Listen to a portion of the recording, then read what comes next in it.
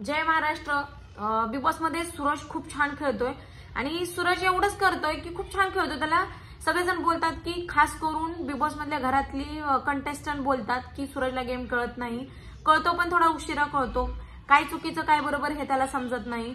पण तुम्ही पाहिलं असेल रात्रीच्या भागामध्ये की जेव्हा अभिजित त्याला एक क्वेश्चन करतो, ह्या विषयावर न करतो की जेव्हा निकी कॅप्टन झालेले ह्या वीक मध्ये आणि पाठीमागच्या वीक मध्ये जेव्हा बी टीम मधली अंकिता कॅप्टन झाली होती तेव्हा निकीने खूप त्रास दिला होता, म्हणून आर्या ह्यावेळी जाणून बुजून तिला त्रास देते। मग ते ह्या बी मधले पण तिला समजावून सांगतात आर्याला असं करू नको वगैरे, पण आर्या करते, ते त्रास देते। कारण आर्याचं पण बरोबर आहे, सगळ्यांनाच वाटतं आर्या बरोबर करते कारण ए टीमने तेवढा त्रास दिलेला आहे। आणि त्याच्यानंतर गार्डन एरियामध्ये अभिजित आणि सूरज बसलेले असतात। अभिजित दादा तिला बोलतो, सूरजला एक प्रश्न विचारतो की तुला काय वाटतं ह्याच्यावरती, तेव्हा सूरज बोलतो की मला हे बरोबर वाटते कारण हे चुकीचं वाटत नाही आर्या जे करते। कारण तुम्ही बघितलं का जेव्हा निकी करते ती सगळ्यांनी सहन करायचं, मग आर्या करते तिला का नाही सहन होत, मग तिने सहन करायला पाहिजे ना।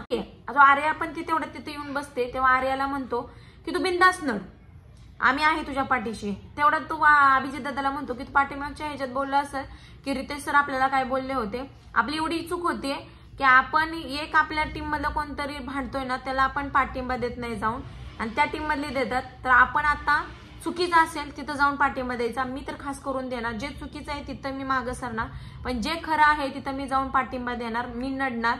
आणि आर्याला पण बोलतो की तू नड, बिनधास्त नड। कोणाकोणाला वाटतं की सूरजला गेम कळत नाही, आम्हाला तर सगळ्यांना वाटतं की सूरजला गेम कळतो, कारण सूरज एवढंच आहे की सूरज फ्रंट पेजला येऊन खेळायला पाहिजे। सूरज आता बोलतोय ना तो खरंच नडायला पाहिजे पुढे येऊन, कारण तेवढी त्याच्यामध्ये धमक आहे। सगळ्यांना वाटतं की त्याने यावं आणि खरंच महाराष्ट्र पाठीशी आहे सूरज, तू खरंच खेळ, पुढे ये, तुला जे मनामध्ये वाटतंय, तू जेव्हा असं पाठीमागे चर्चा करतोय सांगतोय की हे चुकीचं आहे हे बरोबर आहे, पण तू समोर येऊन खेळ, समोर त्या कंटेस्टंटला बोल, खरंच खूप भारी वाटेल। आणि असा तर तुला महाराष्ट्र सपोर्ट करतच आहे, आणि प्लीज महाराष्ट्र, आणि ह्यावेळी नशीब आहे की तो नॉमिनेशन मध्ये नाही आलेला, आला तरी महाराष्ट्र आहे त्याला पाठिंबा करायला आणि त्याला नॉमिनेशन मधून वाचवण्यासाठी।